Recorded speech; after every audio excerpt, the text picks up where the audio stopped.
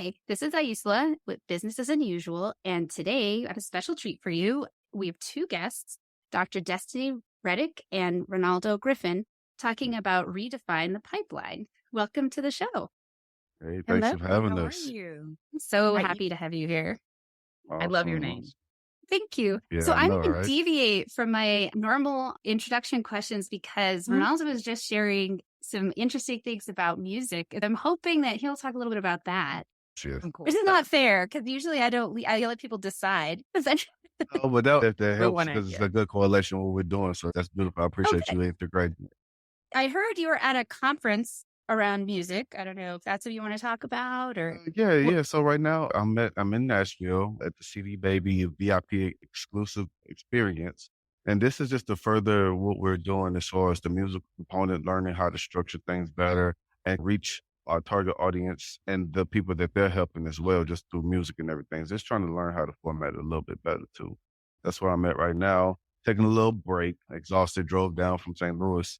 I'm glad you're taking your break with us. And then Dr. Yes. Destiny, do you have something you want to talk about with music or do you want me to ask you a Sure, I can question? totally make the segue. I'm consider myself an equity champion first and Mhm. foremost, and I think Ronaldo considers himself the same. So we actually met in high school, interestingly enough. Oh, And we have since, as adults, connected over this idea of equity because now, as Black young professionals, I would say not even young anymore, right, Ronaldo? Even though we're in the young yeah, category. you're Young young adults. until you Youngish. decide you're not. That's the So rule. I like that. Correct. See, I love that. Yes. We're Perspective seasoned. is We're everything. seasoned. We're Okay. seasoned. We I got a little like that. seasoning on We're us. spicy. Yeah. Right. Now Like that we're that. spicy, we also have children. And so Yes. to be a Black, spicy, seasoned professional and to see the world through a Black child's eyes, and this is already a scary world, we just connected and started seeing things differently and really wanting to serve underserved student populations. I'm a trained educator, so I think kids are better than adults. Always Mhm. have, always will. Always will. I'm thinking about how our future generation, how can we really take away some of the barriers? I believe it's an opportunity gap, not an achievement gap. So how do we make things accessible? Our music is related to that because one thing Yes. we noticed as we started doing anti-racism work, we realized there's a huge mental health component. Mhm. Mhm. Huge. And Huge. because mental health is stigmatized in the Black community, some people don't know that. Mhm. Mental health, it's getting better, but you just don't talk about it in the Black Yeah. community. And there's a lot of historical reasons behind that, religious reasons. I was taught not to do it. We Yeah. were just taught not Yeah. to speak about what's going on in this household. Mhm. Simple Yeah. as that. And because of that, we noticed a need. Not only are Black kids not achieving academically, but there's a lot of trauma rooted in poverty. And so there's a mental health concern. So we developed like a social emotional movement to Mhm. teach kids about just talking about their feelings. And it's okay. And the language to use when you talk about that. And so Ronaldo made a rap song about the Yep. language of the scholar moves. So for Nice. Dr. Destiny came to me with this concept called Scholar Moves, and she was like, "We need a musical component." And a little background about myself: I was one of the kids. Where we started from, I knew that I was one of the kids that needed this. And she's seen me from a long time. The transformation is real. It's almost like a tale of two cities. And so I was like, it makes way more sense for us to put it in a safe language, but also a more effective language. Because if I was to talk the way that they don't see, then the message is going to go way over their head. And I also want to make it ambiguous between boys and girls too. I didn't want it to make it just centered around someone like myself, because some of these young girls are having just as many issues, if not more, because they don't feel as protected, or they don't feel like they can communicate the same way that some of us were taught not to. We were told just simply don't say. You man up, you'll do what you have to do. And young ladies were able to do a little bit more speak, but now that's even more hindered because they tell them, hey, just you got to be this, you got to be that. And they don't know how to be that, but they tell you, you have to be. The first song I decided to make was a song called You Got This. I wanted to make the message is so strong and all encompassing versus around all of the scholar moves, because it's not enough. But we didn't want to just break it individually down so soon. We wanted to get an all encompassing situation. So You Got This basically said, Even though life gets tougher, you got this. And when the road gets rougher, you got this. Don't be afraid to ask for help. You got this. Believe in yourself, and you got this. And that's the chorus. And then we just go into a lot of affirmations and the language that we want to, Language. the language that we want them to just be able to use and say, oh, I can use this same language and then I can expand Self-regulated. upon it. So Yeah. yeah, and it gives them the starter kick to Yeah. be able to kick off because like I said, coming up, we weren't really that versed in how to communicate ourselves. I was more invested in being a little bit more physical, not on purpose, but that was just how you got your emotions out Mhm. and your anger, and that's how you got your Your fist. misunderstandings Fight with your fist. out. That was And if fight our with your generation fist, grew up and like that. yeah, and it went a little further than that sometimes because Yeah. people weren't able to. They were afraid of the back end. They were like, okay, I need to get this over immediately, so it transitioned to some other things, and also there's economic deficiency. So sometimes we only had like myself had certain ways to create revenues because I've been literally been taking care of myself financially for I mean since that time and there are not that many opportunities and of course you go to the path of least resistance but it was more dangerous. All of these things combined in with the pressures of sometimes I'm sitting in class and they're telling me okay 1+1=2 but I'm thinking about okay I have enough that I have to get out here and get home with the money that I have. Just I'm not trying to speak in code, but I'm just trying to make sure that people get a better understanding of It's called where. Maslow's before Bloom's. I'll put the theory Yeah, behind it for you. man. See, this is Yeah, why thank we you. vibe because she has the common sense street experience. Yeah, And me, myself, my background is I was always the only Black girl in the class. We came together on this commonality of the Black experience yes, and how rooted in poverty all this inequity is. It's more than, yes, and that's why the anti-racism work that we try to support, it really goes beyond color. Not that color is not important, because when I walk in a room, the first thing is that I'm Black. So don't deny absolutely. that's not a bad Yes, thing. no, But it's really the poverty element. As an educator, I've been in so many different school districts. And one thing I can tell you is that poverty is at the core of the inequities that we see, especially with absolutely. children. And as you get more opportunity, you get older, right? Sometimes you can break free. But as a child, you're You can limited to your control it. environment, Yeah, right? you can And so control we it. connected over this whole idea of equity Mhm. and from different lenses. But that's one thing I really want to support is the fact that anti-racism is still relevant. You know why? Because mental health. Mental health That's the thing. That's the element that connects us off. We look at all of these. There's almost a school shooting, it seems, every every month. And week. another Yeah, thing that rocked us to our core, Ronaldo and I said we went to the same high school, right? There was a school shooting recently at the high school where we attended and we graduated attended. from Yep, Wow. yep. in St. Louis. I don't know if you heard about Orlando Harris. That was our high school. That was our high Wow. school. And That so was a we went to building we walked. Houston, Texas recently because it shocked us so much that we went to the 100 Black Men Conference and we Mhm. presented a presentation called the School to Suicide Pipeline instead of the School to Prison Pipeline because we're not realizing the mental health concerns. That we used to think that suicide was a white kid problem. That's the first thing you think about. You think about But it's oh, not. You look at the it's not stats, they do something called a trap 18 for every someone that does a school shooting. It's like a whole profile. profile. They do it like they analyze all these factors and try to come up with patterns to try to predict, right? Yeah. And there are more and more Black male shooters. And they fit the profile almost to the T nowadays. That didn't We mean profile. Why? yes, Because our kids are struggling. And yes. racism is a bigger part of it than what people realize. Poverty and racism are a bigger part of mental health concerns than I think people realize. So until we get Yes. to the core of racism, guess what? Like I say in my first blog post, school bullets aren't racist. Mm. They don't see color. Yeah. Mm.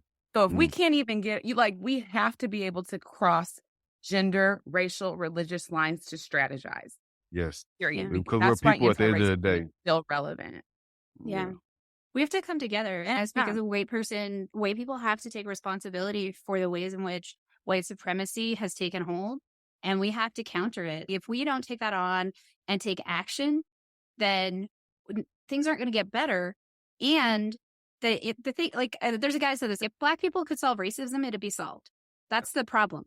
It's not Thank going to you. be solved until we show up at the table and actually acknowledge both the privileges that we've had and the power that we have to make a change. And we all have to come together in class solidarity against the Yes. rich Thank who you. who So are thank you. actually, I feel like Thank- they are Very really money related. they're trying to they It's keep us economical. separated. And we, Absolutely. Any you way know, possible. yeah, and we're trying to Any way survive. possible. So you get all this, you're There like, you you're go. dead, blah, blah, blah. And the next thing you know, you're 37 or 45 or you're like, what's going on? Yeah. Absolutely. And we have to make time, and we actually have to make the time. That is why it's important to be a daily anti-racist. It's something you have to, it's not just a term like It's woke, not a became, thing. like woke became. It's not a Yes, checkbox. it's a It's work. lifestyle. You have to Like, make this yeah. ingrained. And it's not Absolutely. and it's not And a Black fashion people have to statement. do it too. Guess what?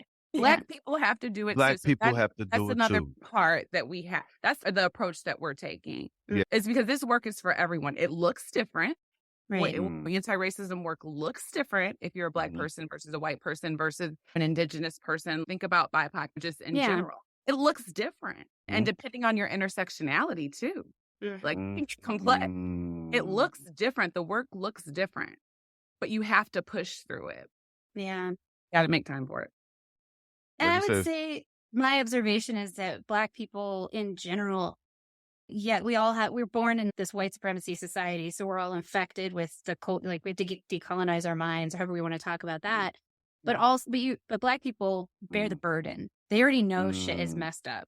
yeah, Yeah. you know, They don't have to be not convinced there's a surprised. problem. we have microaggressions that I sometimes point out, and they like, I didn't see that. And it's okay. Why would I just say that? It's not. And then that It's hidden. purges people. It's really, but when you put it in someone's face and they still don't acknowledge it, that's just as bad, because now you don't give it validity that there is a problem, so we can't find a solution. And that's why you have to And take away all the excuses. So that's why I hate to go back to my blog, but the oh, whole idea is I lead with stories. yes, Lead with stories, and I call them real encounters of hidden racism. Because until we and you make a great point, Ronaldo, and I'm glad you brought that up. But until we take the excuses away, you technically can still say you don't understand. Because it's not your experience, and it's hidden, and it's intentionally hidden. That's what's killing us as a people. It's not the explicit racism anymore. It's the hidden racism that was designed to hide. Like when Black girls don't see Black dolls on TV. And I talk about that like that was a big thing for me as a child. Like I'd see the chocolate skin doll, that's what I called it. I'd see the chocolate skin doll the last 3 seconds of the commercial. And then every time I went to the store, guess what? There were no chocolate skin dolls. Yep. So what did that do to me as a little girl? It's invisible. Yep. But if you never knew that or experienced it, technically you don't understand. So we have to start to connect through stories and give BIPOC people that platform. We'll swing back to the mental health component, because we're really great at analyzing because this is multi-layered. It's a multi-layered onion, but we have to start showing people seeking solutions as far as the mental health component. I went through a lot of traumas. We'll go through some stories later on, but they became normal for us. And so when I got older and I took a little bit more assault therapy, because that was also a thing that we said that's white people stuff. Absolutely. The things that, well, one of the analogies that I do hold on to is, if you want to have a better jump shot, even Michael Jordan had a basketball coach. So, I was doing well in my life, but I knew there was some blockades that I'm like, something's not, I can't understand how to get through this. And so when I saw a therapist, one of the bigger things I was looking for also was somebody that was relatable to me, not just a therapist, but more of a Black male therapist. And I was able to find one, but I had to dig. And it was hard. And so when I did find them, we were able to unpack. And I had a lot of blockades. I didn't open up as initially, because we're taught to shut up, sit down, be a man, but we didn't have examples I didn't have examples of men around me. I had examples of males around me, but I didn't have any men around me. So when I had to be perfect in this world, because we're competing with everything, and we're also having to bring hold and take position in that we didn't even see. Yeah. So I sought therapy, and when I started realizing, oh my God, everything was a facade if you really want it, but I lived it real life, and that comes in mental health too, because you cannot disseminate what's real and what's not, because you go to any neighborhood. I'll use the neighborhood I grew up in St. Louis. We had dilapidated buildings. We had no jobs around. We had fatherless homes. We had some people were just out on the streets, just there. We have a bad homeless population everywhere, but this was different. These were people who actually knew and you thought well of, but these people just had nothing going on. So that all weighs on your psyche. And when you start telling people to develop properly, I don't even know what that means, Exactly. And then you combine that know? with food deserts. Oh yeah, Mhm. we Brain didn't is have a store. We had getting corner the stores. nutrients. We Mhm. got all Yeah. these little Black boys in classrooms, and I'm an educator. But then I see them Mhm. all lined up outside the classroom getting kicked out, which means they're further not learning. Yep. Mhm. And this is what we're doing, but we're not thinking about the system and the environment where they live, where it's disinvested, where businesses just straight up leave. They So then, leave all if that you there. You already have can't a have car that access. doesn't drive, it's a How do you public get car, there? then how you gonna drive to get to a decent job? So we're Mm. setting its design, and until we stop calling it critical race theory and Mhm. start calling it It's that, come on we're not now. gonna be able to deal with it as a people of all colors. Well, I theory think gives that's it a true. ghost element. It gives it a ghost element when you say that, Yeah. because I actually was able to see it, and that's what makes our mission so strong. Because it's yes, we have formal education, but we have practicality and understanding. Both of Totally. us are well versed in this situation, so we know the needs of not just Black boys, not just Black girls, but also the people that we're looking to come join this fight. We need them to understand too, and understand them as well. Because if you're not speaking a certain language, then you're not going to reach anybody. I don't care, Black, white, You yellow, can't, red, it's it not gonna doesn't happen. matter.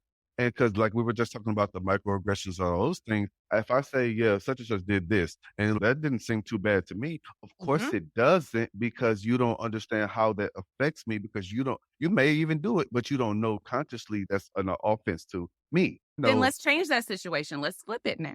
Because okay, here's the strategy of our movement with anti-racism. It's just not okay. typical anti-racism.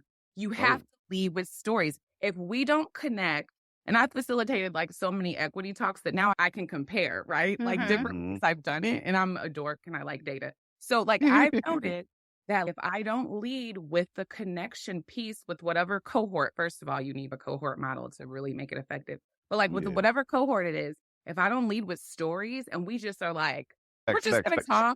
talk about our background, your race story will emerge and everyone Mm, has, whether you're white or whatever. Maybe you grew up and never saw a Black person until you went to college, right? I I was know. a Yep. professor, so I would see those kids and they would walk in like I was a unicorn. But everyone has like a perspective. And if you don't start there, you have no frame to connect to. And you're Yeah. more likely to get offended by what somebody says, Mhm. know their story. Yep. So There Mhm. you we go. have to do it differently. We have Yes. to connect beyond our differences first, and Mhm. then we can sit at the table and strategize. Absolutely. Now, that connection does seem really key.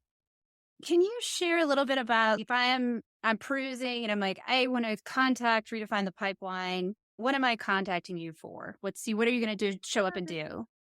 I call it equity and education coaching and consulting. That's another thing I believe in. A lot of people like call themselves consultants, but I provide equity support in any avenue, but sometimes that requires coaching, not just Mhm. consulting. Consulting is very direct. I'm bossing you around, do this, do that. But coaching is I'm getting you to have those aha moments. Mm. I'm facilitating those learning moments. And that is more effective when you're working with organizations with equity, because it's very Absolutely. people based.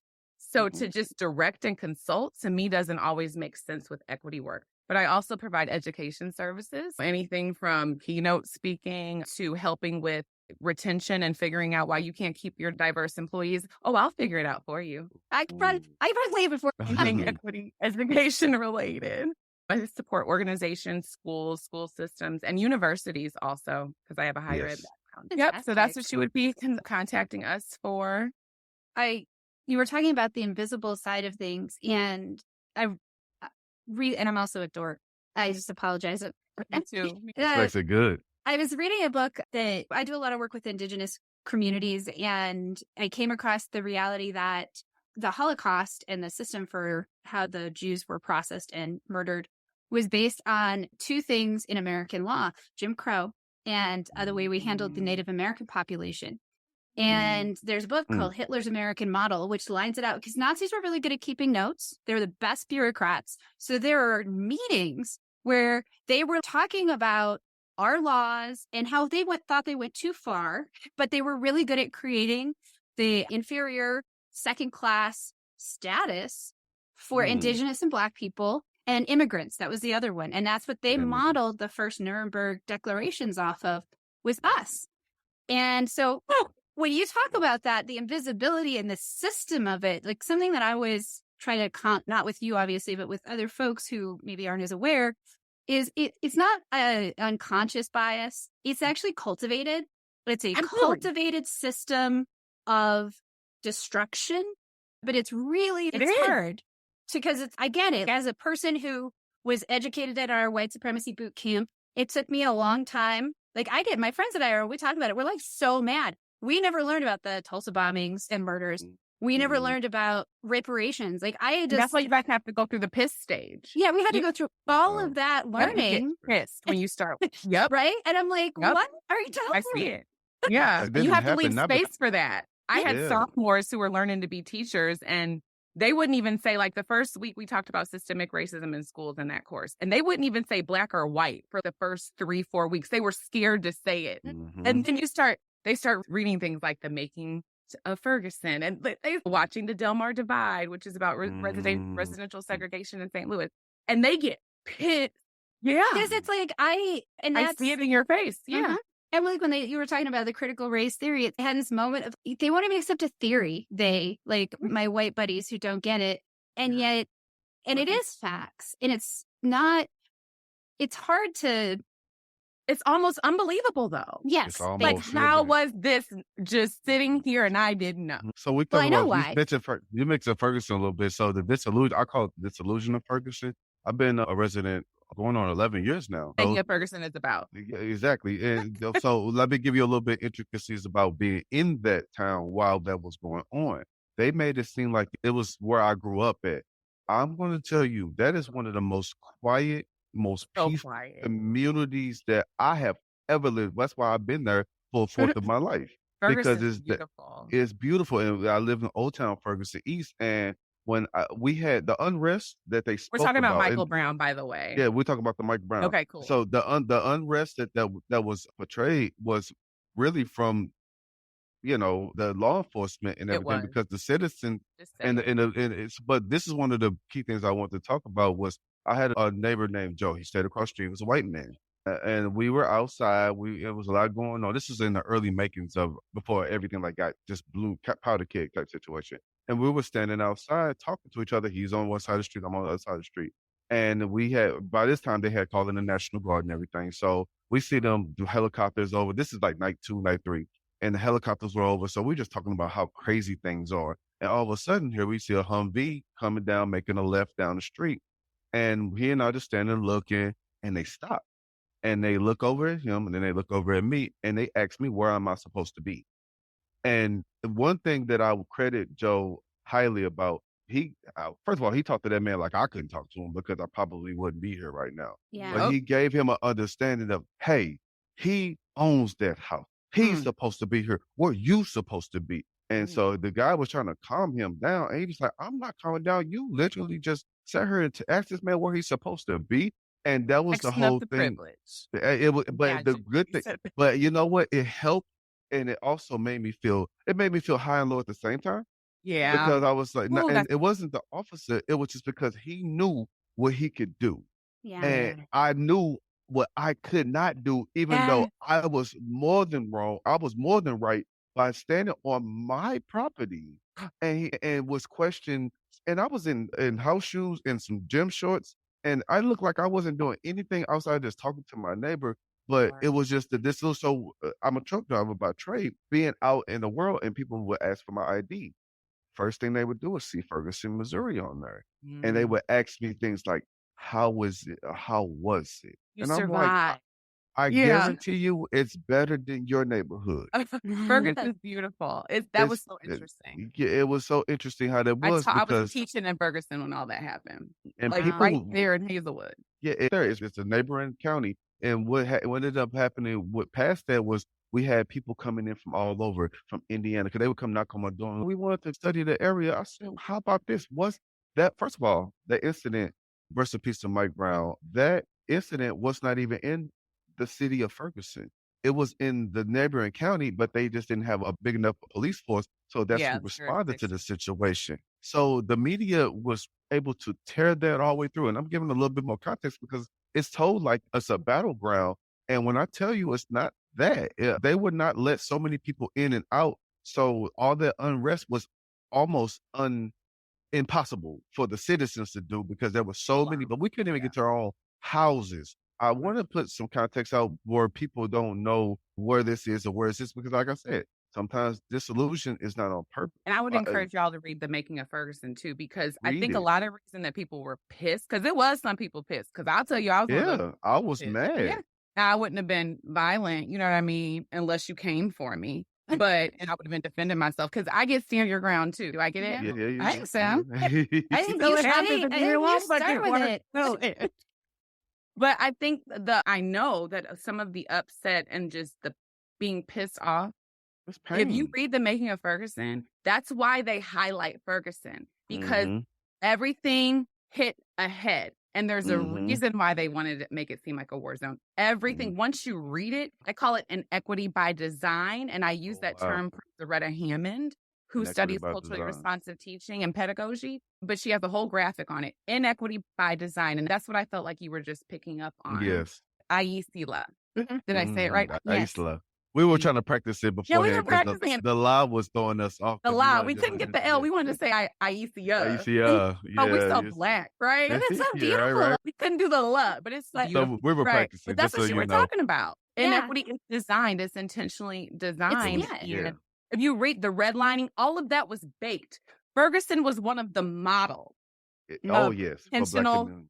residential segregation, residential Mhm. discrimination, and that's the core of where everything started Yeah, you couldn't be with in with there. housing Well, 'cause we Them don't- more and divine. whiteness, and that is when We don't live near each other. We don't know each other. Mhm. we We don't go to don't school together. interact. Yeah. And then we don't, like you said, Yeah. we're not connected. Yep. So then it's more theoretical. Yeah, It's There's oh no yeah, racism sensitivity. happens, but I don't see it. because Yeah, I I live don't in, see it. I never seen it. Chesterfield. That's where I Right. live. It's like I almost all watch white. TV shows with black characters. Doesn't Yeah, that count? I know a Right? person. I Yeah, had a I black know. friend in Yeah, high I know school. one.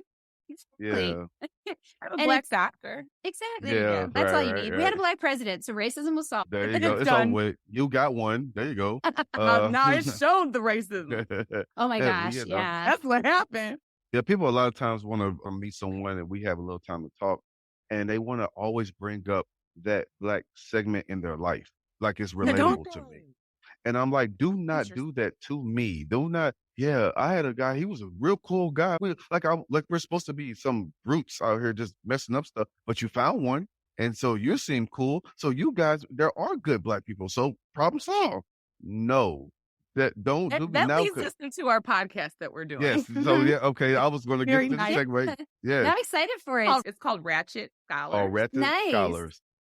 So define Kind of- ratchet. Some people don't know what the terminology is, and that's one thing we were wanting to make sure we define. So ratchet is, it used to be a negative term, like we always flip a lot of things, but now it's like about the fun and about the recklessness. And we have those elements, but then the scholars is almost like an oxymoron, but we get to talk about both sides of the coin. We don't get to talk about just professionalism. We get to talk about letting your hair down and sometimes being a little irresponsible. You know what I'm saying? But it's Mhm. not on the negative term. It's just more of It's fun. like We get to celebrating talk your about culture, really. Yes, It's and taking we're back the things that people say are too hood and too ghetto good. and Yep. making it work for you, because And it defines we us. do that.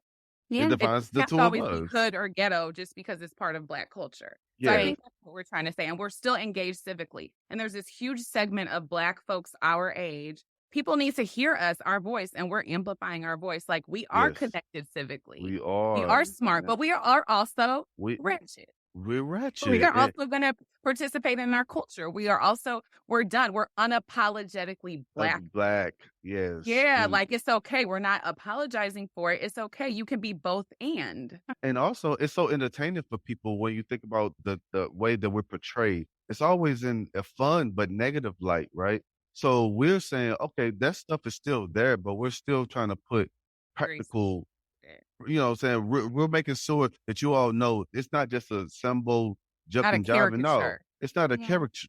This Yeah. is really how we are, but also we build solid foundations on those things. We're multi-dimensional. We're not just this or that. We're all of it. It talks about relatable topics. Some things might be taboo, some things that people might not have a little bit light on, but we get to talk about professionalism. We get to talk about parenting. We get to talk about childhood traumas. We get to talk We're about going to keep childhood it real. triumphs. We're Nice. going Yeah, to we're keep just it keeping real it and all the way relevant. real. Yeah. Yep. And one thing I think for white listeners, if you're like, why would I listen to that? Well, what's going to appeal to me? I think that there's huge power in connecting with just very authentic Black people. And I think we were talking about this, and not all, we were talking about this in our book talk. I have a Yeah. list of podcasts. I was telling Dr. Destiny Yeah. that because I've been podcasting for a while, I have a little bit of an addiction. I love it. And Yeah. some of the guys in the network that I was in, they were some Black guys, I want to say back in Baltimore, who Huh? did a podcast that was everything you would talk about at a barbershop. And which you guys, right? I was just like, why a How you barbershop? learn. We talk about some That's how you stuff. learn. And that, And and white Yeah. people will get a notebook out and start writing because I mean, Black you, people are free and we Yeah. don't care and we if white just people are talk. around. And then Yep, you don't mhm. have to Different like, whole, different language. and it takes away, because like you were saying, like people learn and then they're curious. And you have to tell, don't go up to the first Black person that you see and ask them how Don't they ask felt me. about Obama or this, whatever. Yeah. Man, They don't represent the community and maybe they're on the way to work. But you could turn on a podcast. You could turn on the Ratchet Academics. Is that what you say? To learn. Ratchet Wait, scholars. Ratchet Scholars. Or you could turn Yep. on there's multiple ones that are barbershop based that Yeah. I found that are fun. Yeah, I love that. And it's really interesting love because that then term. I can learn without intruding into someone's space because they're putting There it you out there. go. For, You it's get for in this everybody. You're rawest safe. form. You don't You get feel in like this you're rawest offending someone form. unintentionally. Yeah. Yep. Eric Dyson Yeah. calls that mentors of color. Michael Eric Mentors Dyson. of I got color. the chance Shouts to out to interview him Mikey. one time, and he wrote Yeah. "Tears We Cannot Stop: A Sermon to White America." I recommend it Mm. to any person, Black, white, any color, brown, green. It's a Mm. great read, and That's he true. really breaks it down. And his background is he is a minister. I don't know if he's a minister. I get the levels wrong, but he's got that ministry background. So it's very you feel like you're in a Black church. It was but sermon. he's It was a sermon. Nice. Yep. Scholarly. It's the sermon. That's why he calls Yep. it that. But he talks about a concept called mentors of color and how Mm. critical it is if white people are doing this anti-racism work, which is really on y'all to dismantle this shit because we It's can't. It's based on power. We don't have it. But like having that connection with at least a few Black people that you're very close to, because then you get that Mhm. barbershop element Yep. that you I need. mean, Yeah. So you yes, can you figure need out it. what the hell you're doing that's offending Jackie at work. Why did she respond like this? Why did he respond like this? Why does Jackie get up and have an attitude Yeah, and walk yeah. out when I'm in the Yeah. lunchroom? Because Then you're going to learn why. You're going to be like, and it, Yeah. Wait, and you it, take responsibility for it. Like, yeah. I'll tell you, I have a friend, I really admire her. She's instinctively just very good at this. And she's a white lady. Okay. And she works as a respiratory therapist. And she was telling me this story. And I was like, man, I wish more people were like you. And so there were two women at the work, both named Kim. And one of them was Asian. And so Okay. some of the people at her work started referring to her in a way that was inappropriate. And my friend was like, I don't want you to do that around me. Ever. mm, And she said interesting, like the Black and brown people around her, it wasn't offensive per se, but it was just inappropriate. They were Okay. not instead of calling her Kim, they were calling her something Kim. I don't want to say it because I don't want to perpetuate Right. anything. But what's interesting to me is she was talking to me about it, and she said I was very clear. Like anytime someone would say that around me, I was like, no, you can't say. You have to You say can't her say name that. or say her She last wouldn't let name. up. Yeah, She kept and saying then. And she said that the Black and brown people she worked with would push back a little bit and be like, you got to have a thicker skin. And she was like, no, I don't. I don't want No, I anyone to don't. think that I'm okay It's with okay. casual That's racism. She doesn't call it acceptable. microaggressions. She calls it casual racism. She says, I don't Nice. want anyone to Oh, think I'm casual okay with racism. that. Casual She said, not micro, racism. honey. Yeah, she just calls it What? casual racism. And then the other thing she did, What a- I know, we're going to hang out at some point. I'm Oh sure of my it. And I will. God. But she's, I don't tolerate casual racism. I don't want it around me. I want them to feel uncomfortable being that way in front of me. And she just Same wants them way to I think am. I'm on their team because I'm not. Exactly. You That's said what it. I'm Remember, talking you about. said the moral authority part. Like how white women can just set the tone or white. I love Yeah. it. Exactly. And so that's where and she just is that person. She just figures that stuff out. But I'm just like, if more people had that in their space and we're like, oh, because it's not just about acknowledging, but it's also saying, I'm going to take this on Being consistent. Right. and say, I'm not okay. Even period. at Easter, when Uncle is Joe not is okay. drunk and then he says some crazy shit. Oh, yeah. Sorry. Mhm. Oh, you're right. You're right. Yeah. Oh. No, yeah, the Like, uncles. you got to be consistent. Yeah, And that's exactly. It's hard. And I get it. It's not hard. I'm going to take the excuse away. But There you it's go. comfortable. And It's you lose uncomfortable. friends. You're going to lose Yep. family and friends. And that's hard socially. Yeah. Like that social piece, I feel like it's, for some reason, age of social media, we're all effed up and we care so Mm, much about what other people think. And so losing family and friends, because Yeah. you will, and you you're supposed will. to. When People Yeah. are you're not doing on it your the right way, program. you're gonna lose some people. It's But that happens in back. life, But they right? might come back. They They might come back. they might come back. You They can lose always They come read back. our blog. If they read my blog, subscribe, Well, that's the Yes, thing. do their work, That's the thing about a reflect. boundary, right? Like you're not saying you're bad. What you're saying is this behavior is not acceptable in my space. Yep. here. If Yep. you choose to change your behavior, They come on. you're Like allowed. parenting. You're acceptable as a human. I love you, as flawed as you are, because I'm flawed and I screw up, whatever. I'm just not allowing that behavior in my There you go. space. That's Yeah. nice. That's That's it. good. So when you That's want good. different behavior and you can show that, there's also obviously reparations in terms of the behavior. You can't just say it and then not show up particularly. But I feel like that. Yeah. I feel like that's something people don't understand is, yes, you lose people. What if I used to be Mormon and I left that religion? No, you did And not. I did. We're hanging out. Oh, I did. I We got left. all stories. Oh my gosh, no, we should totally have to do that.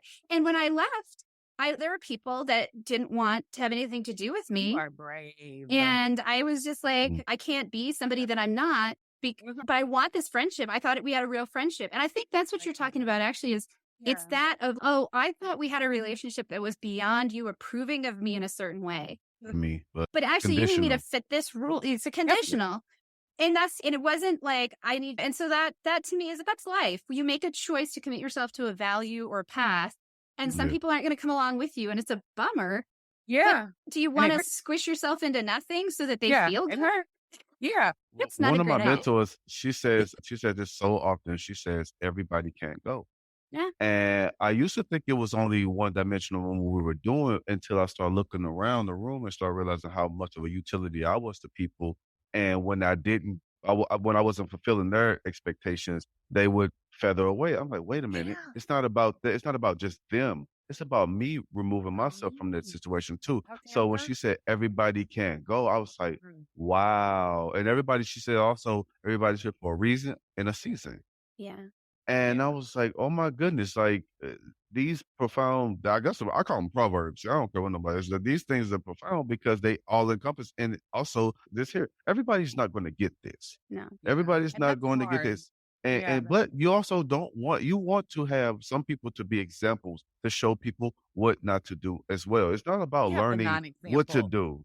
But You yeah, need for the those. non-example. Yeah, you Yeah. need Those those teach people. more. Look at the research. They teach Yep. kids more showing the non-example. Like Non-examples. strong Yeah. models of Yeah. work. Now my research education is coming. That's But yeah, So awesome. that's I a didn't part know of that. taking, yeah, that's that negative to the positive, but you got to non-example. realize, Because we attach to negative stuff as our brains wired. That makes So, sense. yeah. yeah. And we shy away from negative most of the time. That's how we That's are how we wired, to detect shy away it. from it. Yeah. Yes. We It's see it like, oh, go this way. But I also got to the say, threat. hey, Yeah. that is what it is. Look at that. So we don't want in a perfect world, everybody would be just synonymous, but we all have different desires, different goals, different outlooks, and that's fine. But I don't try to change people per se. I also want to change the environment of which we lay this type of stuff. Because we got babies to think about. And none of Yeah. us, and those children are the center of Redefine the Pipeline are the children. Yeah, that's I why it's was called one of Redefine the Pipeline. Redefine the It's about the Pipeline. school to prison pipeline. And that's why I named Pipeline. that, because it's just thinking about deficit pipelines. And it's not just education, deficit pipelines. And what I mean by that is like when think of a pipeline, right? You just go straight through. There's no other Mhm. route. So when Yeah. you're funneled right into a pipeline that leads to deficit negative outcome, that's not just education. There's housing I mean, pipelines, right? that's all Deficit. economical. Let's There's call it health, what it is. right? But it's just straight pipelines. But we don't want to, people say dismantle the pipeline. We want pipelines. No, We want straight paths, but we want them to we have success. to We want redefine. them We to have to asset redefine. outcomes. So that's why I argue Yes. we should redefine the pipeline, Yes. dismantle them. We want people Yes. to go straight, have the opportunity to go straight there. Yeah. Because what's the alternative? If you eliminate the pipeline, what's the alternative? We're And that's just what a out lot of here. time where people don't We move still need because they support don't and have an direction. alternative. Yeah. Yeah. Most people look at, okay, you want me to stop this, but what do I replace it with? That's how we're made up. And when you realize that's where the core comes in, it's okay, we recognize going from K through 12 is the many elements so that the many changes that are not defined or even recognized. But then what happens after that? Because now I have to be a successful human being. And if I'm not taught that, then how am I going to be successful? This makes Yeah. no That goes sense back to because the social. some children, and we Yeah. were talking about pipelines, they're affluent neighborhoods. They have strong pipelines. There are things Yeah. The that's, success yeah, privilege pipeline. I talked Ooh. about credit. I was talking about somebody like, yeah, this is some years ago. I was like, yeah, I got my stuff together, whatever. And he looking at me like, what's bad credit? Mhm. And I was like, Like the internship programs that they were just grandfathered into the yes. I privilege mean, pipelines, they affinity groups, didn't, and different little programs of privilege, right? well, think about the Access to certain norms financial though. I resources was or thinking, think based about on their privilege. norms though. They Yeah. don't even know, like the Delmar Divide. There are people, like, and we speaking about a Delmar street. Divide. This is called the Delmar Boulevard. And Mhm. on one side of Delmar is close to Couldn't Forest stand Park. It's there. more affluent. It's you can't be there after. See, if you were black and when I was little, you can't be out there past dark. It was like a sundown town. It was really like that, and not from the people. It was from the police. It was just that. What are you doing over here? But on the other side, towards the city, Standing in the there same spot. it is. It's literally, I would Haven't moved. say, Just look to the 5 left. it's not even Mhm. 5 miles. It's not even 5 miles between the most almost the most rich county in this city and Median the housing most is like poorest county. 475,000, I wanna say, Easy. versus I think it's like 30,000 No, it's roughly close to 20, 25. It's less than median. $1,000 of yeah, it's less than median. Everybody in there because most people over there don't have jobs. So you Okay, gotta think about I was that. talking about based on the BC report, so Oh, if it's okay. probably been up It's look probably up been the updated. BBC report on Delmar Yeah. Divide, but there's so many other versions too. I like the BBC one personally. Yeah, but this was in alive in color in my face, and we talk about Mhm. stories. This was something that I actually was able to live, and it's still here Live now today. But they say you have more opportunity. But I don't know if that opportunity is even there. Like I said, his norms was different than my norms. Yeah. I talked to him about, yeah, I got this done. Look at, and he was like, "What's that? We don't do that," because he was taught from a young age that this is the path to success. That this is didn't have my uncle has a business that I might go work for over the summertime, or my options. cousin, we're going to Chicago in our this house, or we're going to the beach down here. And I didn't travel until I was 18. There are certain things that we see that are norms on both sides that have to be understood. He didn't know. He didn't know Yeah. For what you I to was be talking about. for you to be successful and to have just really I have to just take my hat off to you. Really Yeah. to the work, the mental health work that's hard and despite like adversity, I just hate to use an overused term, but really you are the example of that. And really there's no excuse, but there are excuses Yeah. sometimes. There were We're trying to excuses. say there's Well, no Cause, and excuse, but there are excuses. one of the yeah, You things got to that remove them. yeah, ways I work, that's the Indigenous group. And one of the things that we've talked about, she's working on they call it a longhouse project. So in Okay. Native American cultures, they have community centers. And the goal that we're working on the next couple of years is to build a cohort of 25 BIPOC women to participate in the Longhouse Project and help them develop skills in hemp cultivation and production. Because that business industry is intended to grow something like $16 billion in the next Oh, 8 it's going to be years. oh huge. wow. And Wow. what's the key to generational wealth? Entrepreneurship. If we get 25 women Absolutely. Oh to build businesses, we have to put in the places to like fund that. But yes. then if we do that, does it help immediately? Maybe a little, but the next generation, like you're talking about, there's 7 There you go. businesses they can work at. I think that's like ultimately the system works the way it was designed to. It's not broken. Exactly. Come Absolutely. So on what now. we need is a different system and we Yeah. need to build it together. Yep. And we got to Oh, get down to the mental models, though. So that's Yeah. why the yeah. anti-racism work is important. If you think about systems thinking, I'm like a systems Mhm. thinking work. But at the Yeah. bottom of that iceberg analogy of systems thinking are the mental models. So Yeah. we can be at the top of the iceberg all day long. Yeah. But then What let's are we get to doing? the We're core putting of what's going band-aids on on. Yep. Right. and causing unintended consequences with things that we think are helping that are hindering. They're Yeah. not, Haven't got to the core mental models. Do you have an That's what example of a mental model that you recommend or? So the mental model is just basically you have to go through your work.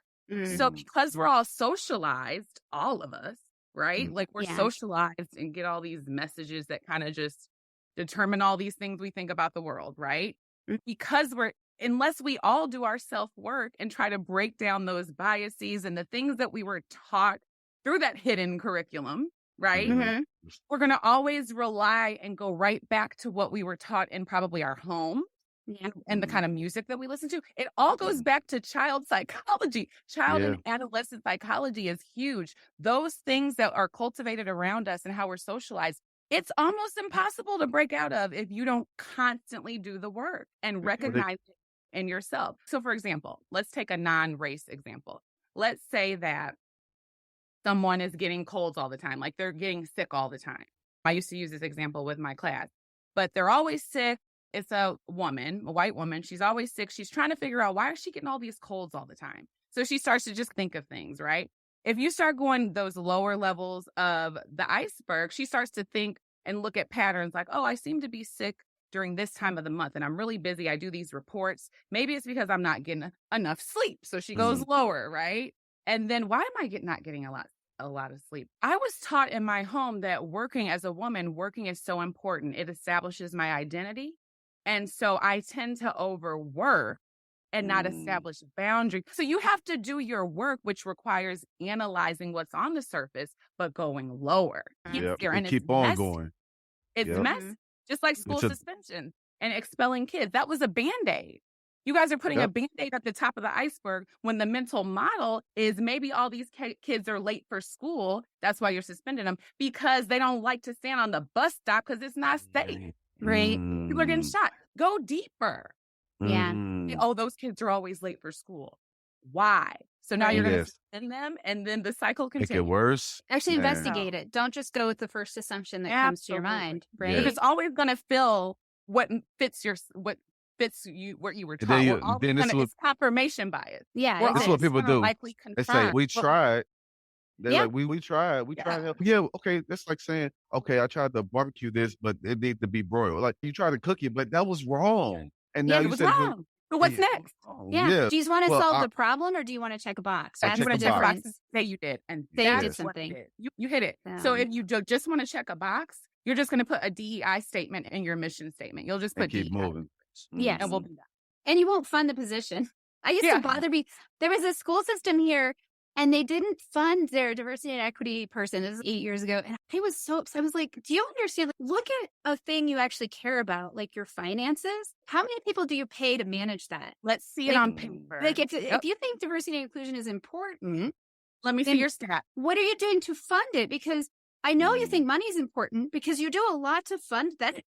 The process. Companies wonder why they can't retain a diverse customer or consumer, because you Yeah. guys are faking it. Bring somebody in that's going to really show you the data and look at the numbers and really do some reform that's changing people. And that requires coaching. Coaching changes behavior. Absolutely. Consulting does not.